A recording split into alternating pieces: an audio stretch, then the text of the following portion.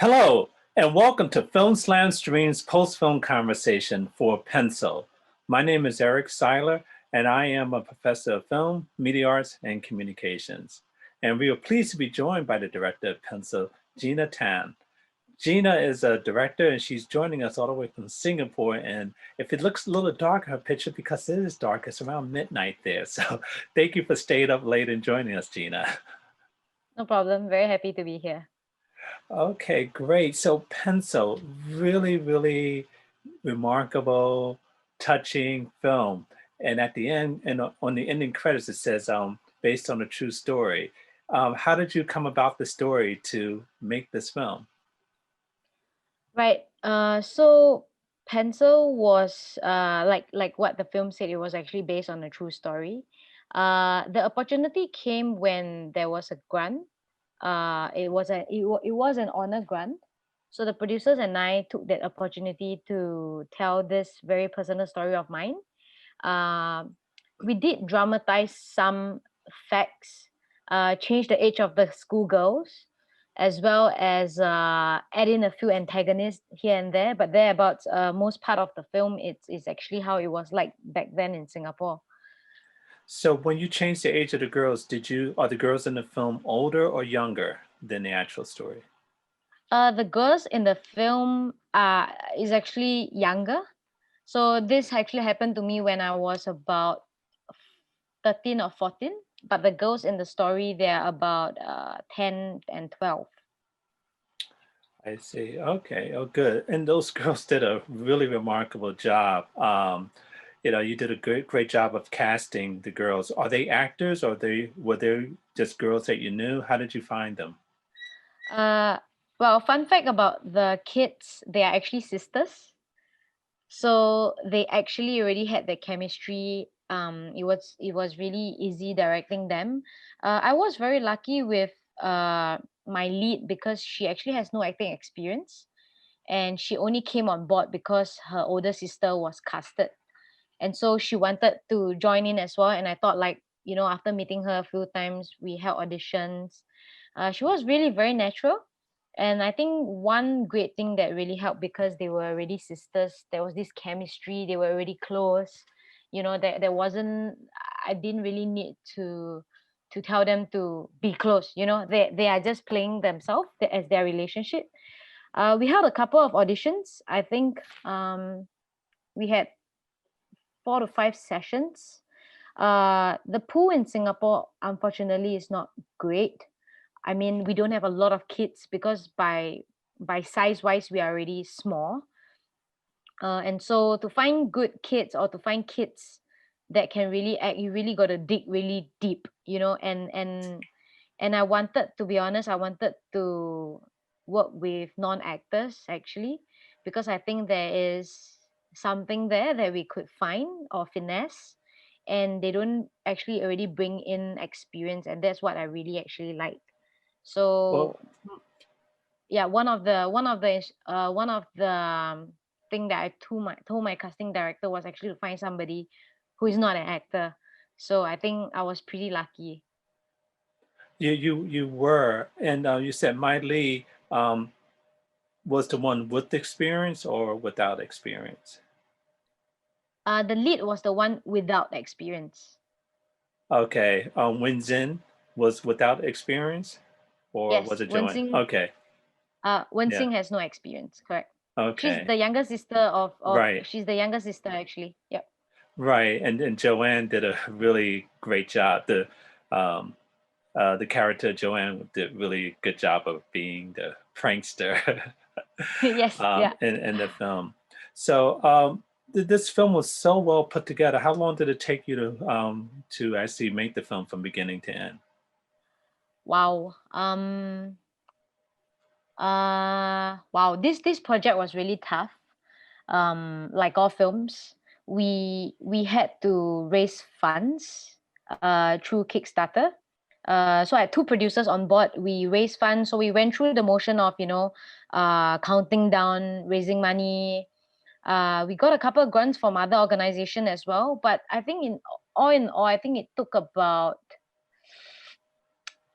wow, I would say at least 8 months, because we had That's to, yeah, we had to, and then everybody who worked on the job had other jobs as well. So this was really a favor that was put on, and everybody came on board, even though they had full-time jobs. And so it took really long. Post took really, really long as well, because my editor has a full-time job.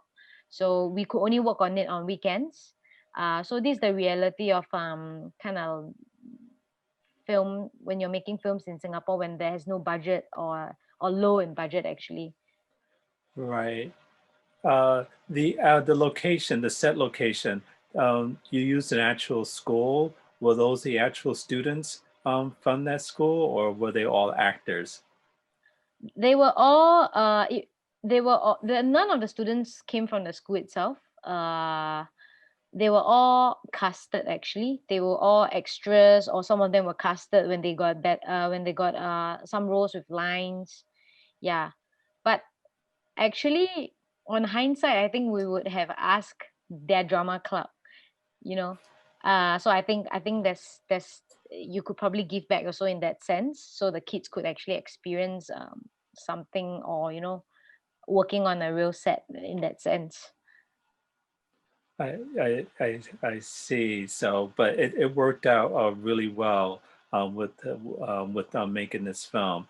I just really enjoyed a lot of the subtle elements you put in there, and most importantly, the friendship between Joanne and Wenzing, and how they were each trying to stand up for each other. It created just a nice sense of friendship in another way. So. Is that what the film is about? Is that the message you want to send? Can you talk a little bit about that? Right. Was- So when I first made Pencil, yes, friendship is one of the key topics that I wanted to discuss. But I think the bigger topic that I actually wanted to really talk about is, sometimes doing the right thing doesn't really render you popular, but you still got to make the right decisions because it's right. So I think that was essentially the film's messaging. Making decisions can be hard sometimes, but you got to do it. And I feel it's kind of relatable even in the lives of the grown-ups, because as we grow older, we realize that we got to make unpopular decisions, but sometimes those decisions are the one that I think are important. And that so, yeah, that was the messaging actually. Well, that's a good message, and the way you displayed the message came out well. Um, One thing that you did really well in the film was there was a lot of little small production elements in there. And can you tell me if you put these in on purpose, or if they just came naturally to you? Such as in the beginning, the girls were walking by, they were eating popsicles. They were on the bridge. They put little stickers on the bridge. When the boy came into the room and had to identify which girls were late, there was an eraser on the floor. You thought he was going to identify the girls. So all these little elements help tell the story. Did you think of these naturally, or did you purposely put these little things in there just to help tell the story? Right. So because Pencil was inspired by a true story. So this happened to me back in the 1990s. So essentially, I was telling the story of 1990s Singapore. Like in Singapore right now, if you remember how the blackboard looked like, it's not like that anymore in Singapore. It's like all whiteboard. Nobody use chalk anymore to write. They're all using markers. So the art director and myself had to really do some research and jump back to the 90s, when the actual story actually happened. So the erasers, the popsicle, the gold star stickers are some of the things that happened to me when I was at that age. Like the teacher would, whenever you score 10 upon 10, the teacher will always give you a gold star, and then there's a silver and there's a bronze. So I wanted to just recreate some memories, because I'm going back to the 80s in that sense. Sorry, 90s in that sense. So I think those elements really help to give the story a bit more life. Yeah.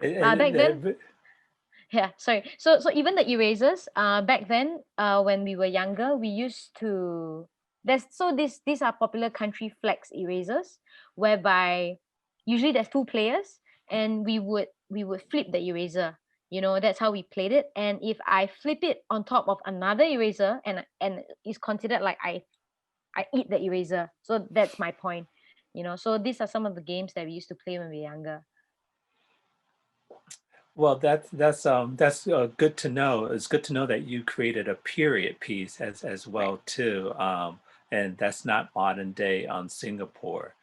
I just want to remind everyone we are talking to the director of Pencil, Gina Tan. If you have questions, please put them in the Q&A portal, and we'll get to them as time allows.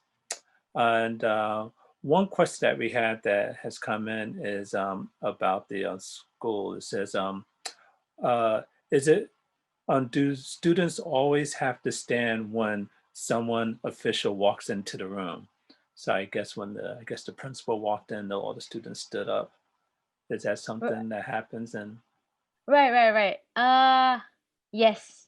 Um, Sorry, I'm out of school for like 15 years, 20 years now. So it's a bit of a recall. But yes, back then when I remember when anybody who steps in, like we are changing teachers or doing different periods like English, math.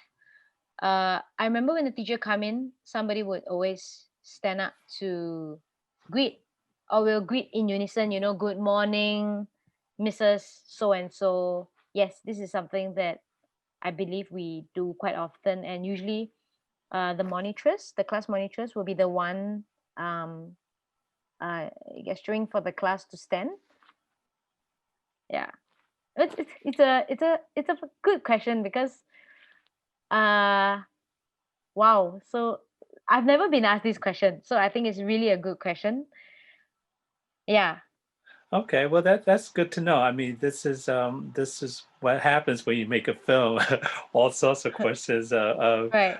come up.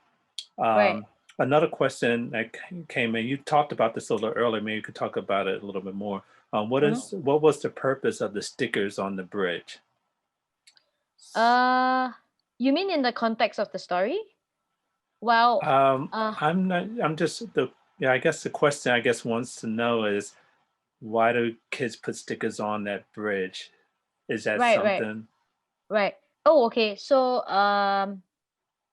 this has no context or whatsoever as to what kids do in Singapore, but it's between the friendship between Joanne and Wensing.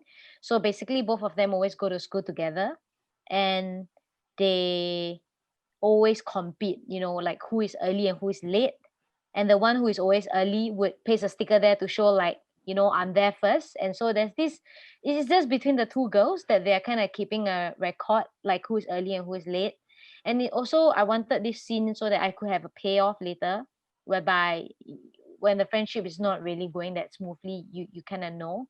So I wanted a scene that kind of established the two girls' friendship at the get-go. So and that was, I remember, gold stars are things that was really important to us back then. So I think the kids in Singapore are very driven by, I'm not saying that's a bad thing, but I think we are all driven by grades all the time. uh I wouldn't say it's validation, but I think, the gold sticker or the gold star, it's important to us because it meant that we did well. I Like, I yeah. I So I see. think, yeah, so I think that was a very good memory for me in that sense, because I'm always aiming for that gold star even when I was really young. We always want that. We don't want bronze or blue or red. We want gold. Yeah, so that was something. Yeah. This is good information. This is good to know culturally as well. Um, in terms of the writing of the film, there's some couple key lines in there I really just want to point out. One line is Joanne says to Wenzing um, when they're in the store, "The day you become perfect, you'll catch me too." So that's like a really good line because Joanne feels a little threatened because when Zane caught her trying to steal the eraser, and she says that day you become perfect. Is that something that you just thought of, or is that something that actually happened from the actual true story in terms of the uh oh, that line wasn't from the real story. But we wanted to, I always like the idea of exploring authority in school. Uh, and and just like how society is, I guess in that sense, we are always aiming to be the top. And I think in primary school, um, when if you are a prefect, you are of a certain standards, you know.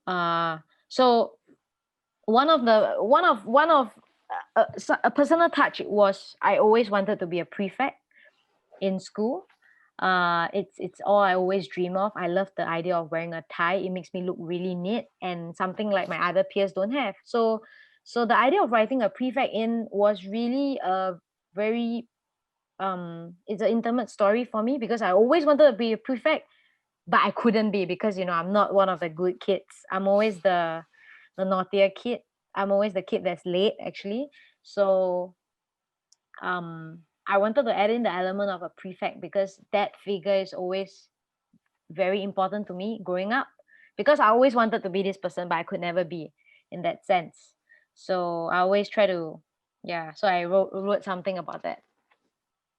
Oh, oh, good.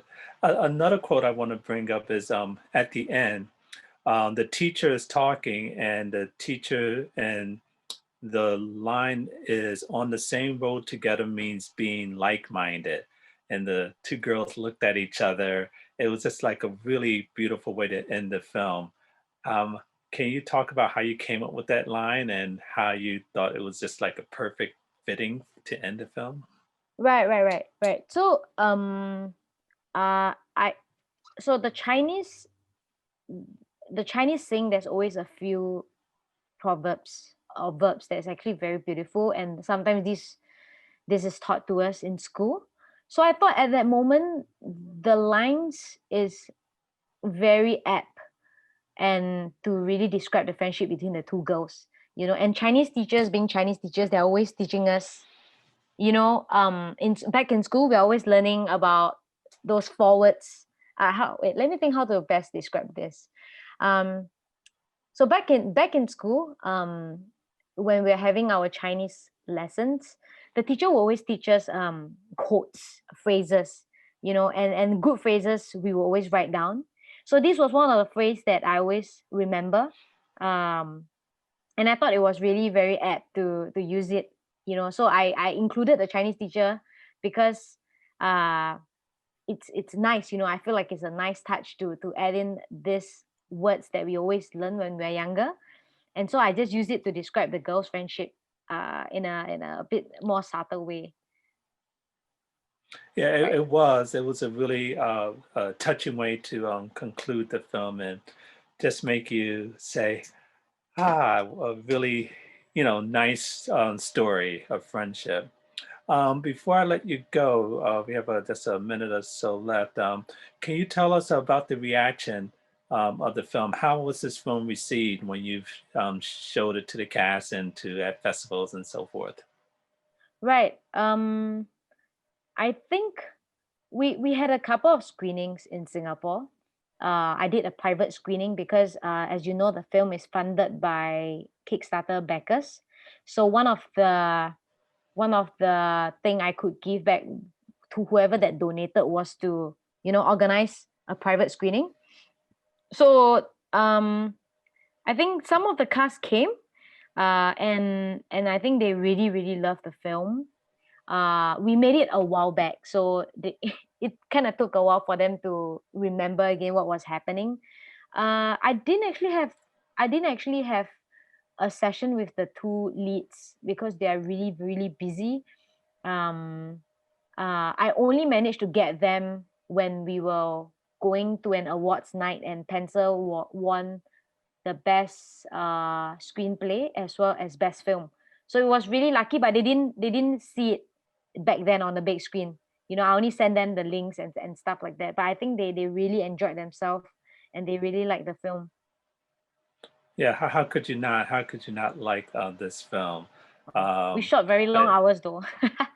I can imagine a lot of you paid a lot of attention to details, framing the shots. Especially, I really enjoyed the shot when the girls are in the shop and she opens up the music box and you see her reflection in the mirror and the person is dancing. So it's just a lot of nice little touches and a lot of elements you put in to your craft to make this film work really well.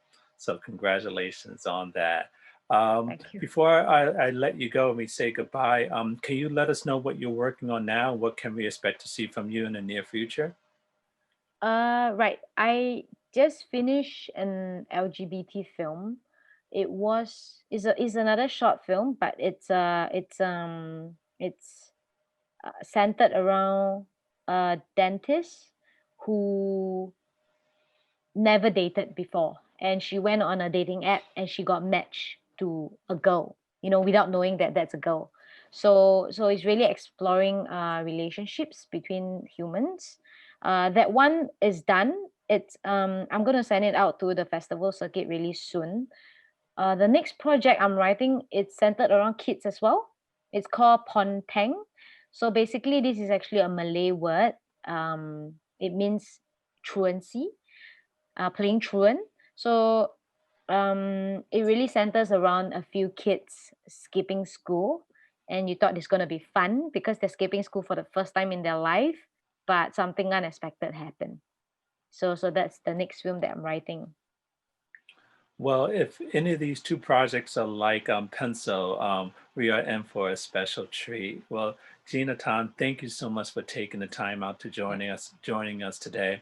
And before I let you go, I understand you speak Mandarin. We have some students that are studying speaking students that are studying Mandarin. Can you say a Mhm. special goodbye to them in Mandarin? I can, but my Mandarin is not 100%. But let me just say something. 谢谢你们参加我们的 Zoom。希望你们喜欢我的短片，叫做笔芯 which is pencil。啊、就是加油大家。Yeah, Oh, that was that. okay. Okay, well, thank you for that. And I'd like to thank our audience for joining us as well for this important and invigorating conversation. For more information about the upcoming 45th Cleveland International Film Festival, please continue to follow CIFF on social media and visit clevelandfilm.org. I'm Eric Siler. Thank you.